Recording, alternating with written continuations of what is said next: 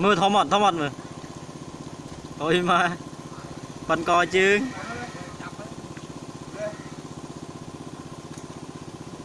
đợt nó muối à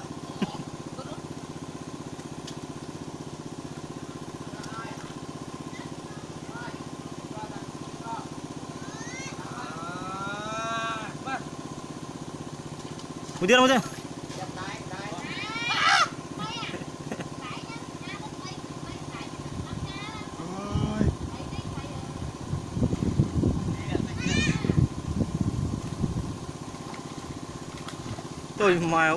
trời mà chào nè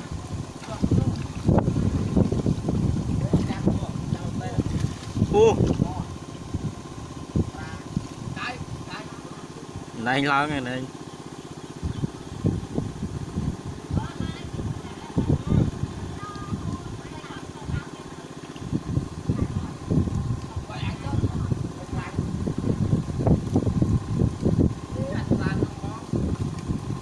ô lao sẵn đây anh lao mà muốn bay tôi nhé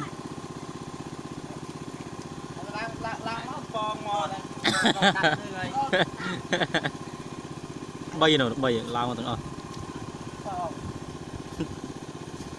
lạnh ho ăn ngon lính